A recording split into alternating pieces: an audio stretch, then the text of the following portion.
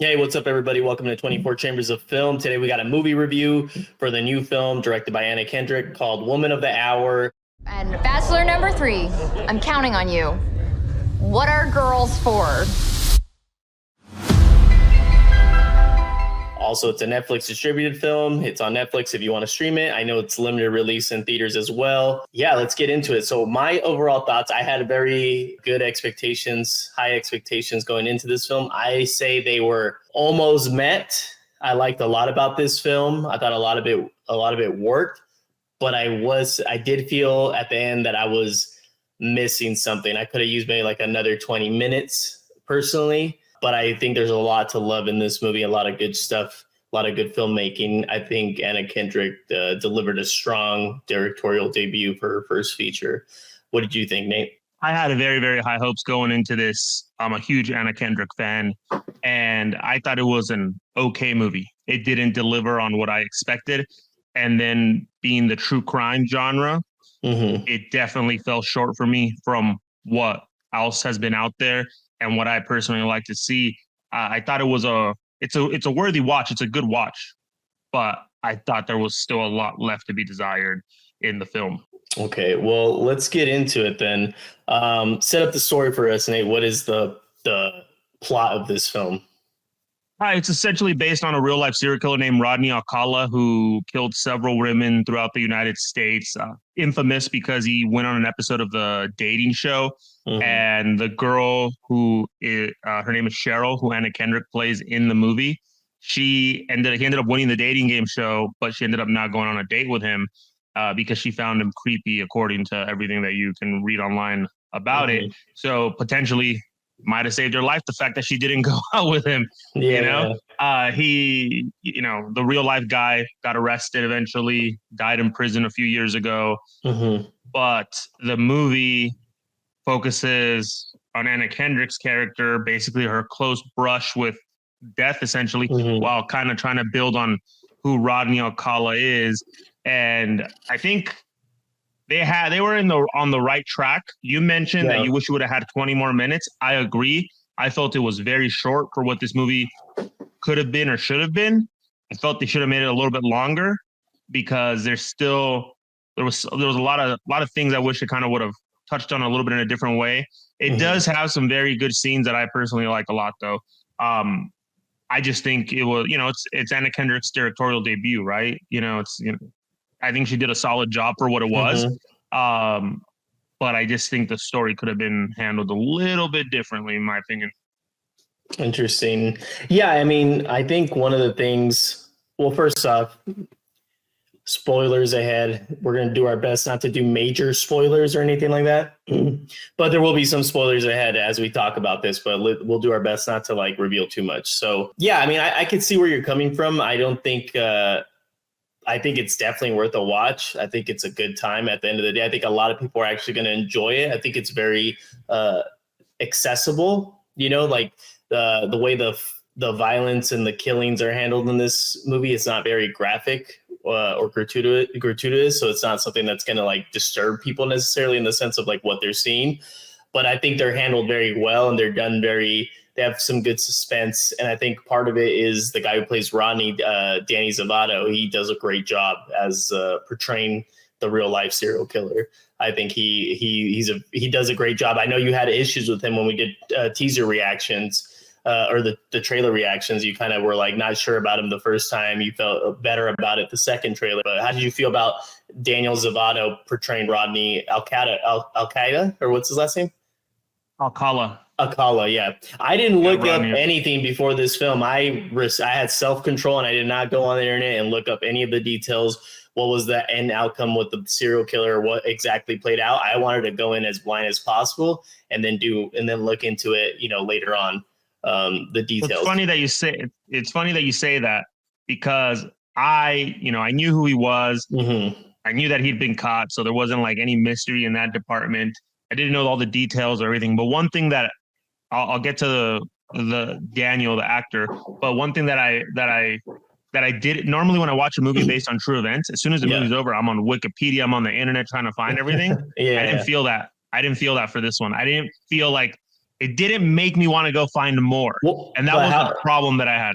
But you were pretty familiar with the story, right? I mean, I was familiar in the sense of Yeah. who the guy was, that he'd been caught, what he did. Yeah, I didn't know any of that stuff necessarily. I didn't know specifics of the crimes. I didn't know. I just knew he was on a dating show. I didn't know the specifics of the dating show. Like, I didn't know that he actually didn't go on a date with her. You know, that kind of stuff. I didn't know that she had not been. I thought maybe she was a victim of his. I didn't know that for sure. Right. So a lot of stuff was still new for me. So I actually didn't watch this movie alone. Normally I watch them by myself or with my wife, but I watched it with a few people. And the one thing that everyone brought up about the guy that played Rodney Alcala, Daniel Zovatto, is they made him play this charming, very likable guy, right? Mm-hmm. But they didn't buy that role from him. Like, they all mentioned, like, I don't know, man. I don't see this guy as being like the charming guy, like the way he looks and stuff. They're like, I buy him as like the demented guy who like loses his shit, you know, at an instant, right? Like, everyone like agreed that was very well done by him. But when he was trying to play like the cool, suave guy, that's where people were like, I don't buy him playing that part. It almost seems like it is an act, right? Which I don't know if that's good or if that's bad, right? Like, he's acting obviously, but then he's making the guy seem like he's, you know, acting like, I don't know. I mean, it's very interesting, but I thought the guy did a great job in the sense that when he's talking and all of a sudden in a few instances, he kind of like just flips, like you could tell like something bothers him. And I thought that was excellent how he did it.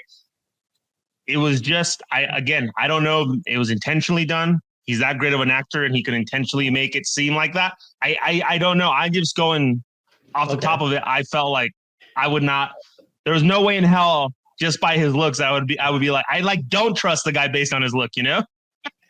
Yeah. I mean, look, also, I mean, I have to disagree with what they said. I think it was intentional and I think he did it perfectly. I had no issues with his performance. I think what he had to do or what was on the page, I think he did it right in my personal opinion. If I had to guess, the only one things that I did hear was that the killer Rodney is like more of a version of Ted Bundy, but not as charming. That's what I heard. That's one of the few things that I heard before watching the movie. And I think that comes across in the movie. He's kind of has a hippie look to him also, you know what I mean? Also, like, nowadays that look is not as like, I feel like back then a lot of people had that style that he had, so that was more common. Nowadays, yes, there's people like that, but I feel like it's not as like common as it was back then. And here's one thing that I think about his look that I didn't like is the guy, Rodney Alcala, had long hair. Yeah, and I haven't seen a real picture of him, by the way. I haven't seen a real picture of the real killer. The actor, he has long hair in the movie, but I'm pretty sure it was a wig. Like, didn't look like real, like it didn't look natural to me. Like, that's actually one thing that people mentioned. I think it was a good wig, though. Well, that was something that everyone meant. They're like, especially the girls, they're like, is he wearing a wig? Like, that was the first thing they mentioned. And so maybe they're used to not seeing him with long hair, and that kind of throws it off. I think it is difficult when you're not used to seeing someone with long hair. And I'm not used to seeing the guy at all, so it doesn't matter to me, right? Yeah. But you know, people who have seen him and they're like, they see him with long hair and they're not used to seeing that, you know, it does seem a little bit different. I've never seen him with long hair before, but I thought, I don't know. I guess it's the way how you view things. Like, I see things, I'm like, oh, that's clearly a special effect, but it's a well done special effect. That doesn't like make me think, oh, like I'm totally out of the movie. Some people maybe. It does take him out. Enough, but I don't think it's enough. But here's the thing here's what I think. I think the movie wasn't strong enough to not notice the little fallacies, right? The little things in there, right? If the movie had been like, for example, to me, one of the best crime movies, like true crime, like this style of movie, is The Zodiac. To me, The Zodiac is very hard. Like, you can pick out stuff, but the movie's so good that like all the mistakes, it's just like, okay, it's barely noticeable because of how good that movie is, how good it's made, everything. That movie actually at times like gives you chills, like you're nervous for Jake Gyllenhaal, things like that. I didn't feel that once in this movie, and I only felt it at two times that I was like yes, or I was like happy. And one of them is, everyone knows that the guy wins the dating show game. Well, actually, there's 3 things that I like in the movie a lot. The dating show game stuff was really good, I thought. But yeah. I love how Anna Kendrick's character kind of makes the dating game show hers, and the guy who plays the host, I love how mad that guy got, because that guy just looked like an asshole, I was very happy when they did that scene. He's from Arrested Development, but he's a funny actor. I love that scene. I thought it was really great how they did that. I like that. Hale. Yeah, go. I like that the bachelor that they made kind of look like an asshole in the show. When he goes and he kind of says hi to her, like, as he's just saying, because he lost, he's like, watch out for that asshole or something like that. I thought that was a nice little subtle, like, cool thing to throw in there. And then the last thing that I really liked a lot, I like the entire end of the movie with the girl that survives his attack and how she played. I thought that was great how that was set up. I thought the girl, I don't know who that girl is that played her. Yeah, she did a good job. Yeah. I believe her name is Autumn Best. Autumn Best, yeah. Fantastic job in that role. I thought even from when she first gets introduced in the movie, right, as the runaway, like, I thought she did a really, really good job. That's probably one of the highlights to me of that film is her performance, and then just how, that ending, as far as I'm aware, is not accurate. That's not how things went down. So it's made up for Hollywood. I could be wrong. It just, everything I have seen and everything I have read, that is not really what happened. But you didn't go deep dive on it, so I actually tried to look a little bit, because I was like, so when I said I didn't jump onto like the internet. I normally right away the first thing I do is I'm on my phone. I check that, like, so you did end up entire day later a little bit. Yeah, I did end up looking at it eventually, and I couldn't confirm. I don't think that's how he was arrested. I'm pretty sure how he was arrested was it involved like a child or like a minor, like not a teenager. Okay. And then the police or something along those lines, right? But again, I'm not 100% accurate if that was exactly what happened. From what I saw, I couldn't confirm that ending was real. Even if it's Hollywood made, like, even if it's made up for Hollywood, it's a great ending. Probably stuck pretty close to, like, it didn't get too crazy with any like embellishments. I feel like it didn't seem like overly Hollywood the way the movie played out, in my opinion. It seemed like it stuck to kind of like essentially what happened, if I had to guess. But I haven't researched yet. I will. I haven't gone into it yet, but I do plan to go into it and kind of look deeper into the case and just the serial killer and the whole dating game show. But yeah, there was a lot of little moments like the one you mentioned in the dating show that I really liked. Like I said, I think that whole set piece is really well done, very captivating. But I thought it was great. I mean, like, what would be your rating? What would you rate it out of 10? What would be your final rating? I'd give it probably like a 6.3. 6.3 out of 10? Yeah, to me, it's a good movie. It's a watchable movie. You got a soft recommendation, basically. It depends how if someone says, hey, what's something you can watch this weekend? I'd be like, yeah, go watch that. But if someone says, hey, is there anything that's based on like crime or like, crime thriller or something like that, I would not recommend this to them at all. Yeah, you're not going to. There's a lot better options. Yeah. There's a lot better options out there. Yeah, I mean, obviously you didn't like it as much as I did. I thought it was I was more engaged with it than you are. But I agree in the sense that it falls short at the end of the day. I think just from reaching that like top 5 or even top 10 necessarily true crime films. But it's a good one. It's definitely one that you should watch. And I think there'll be a good amount of people that are going to enjoy it because it's very digestible. It's a film that like it's disturbing, but it's not overtly graphic or anything like that. It's and it has a good pace, and it has I think the angle of the Anna Kendrick character is something that people are gonna like. I do, like I said, I think it could have worked also if there was an investigator element. Did it need it? No. I just think also I get tired of endings. I kind of, and this happens in true crimes, you see some shots and then you start getting the text of what happens, of like I feel like they could have shown that at all. I don't mind it, but also I'm like, you could have showed that in the 20 minutes in some way or add something else. You know what I mean? I don't necessarily it's a very cliche thing in true crime movies. I'm not saying it doesn't work, but it would have been nice if they didn't just do that again in another true crime film where you get the text like, this is what happened. Like, let me see it happen in this movie. And I think it would have added to it. That doesn't bother me. First off, what did you give it rating wise? My rating, I give it a 7.9 out of 10. I liked it quite a bit. Like I said, it didn't get into the 8s, but I think 7.9, I would rewatch it again. Like I said, I like a lot of things visually that Anna Kendrick and the cinematographer did.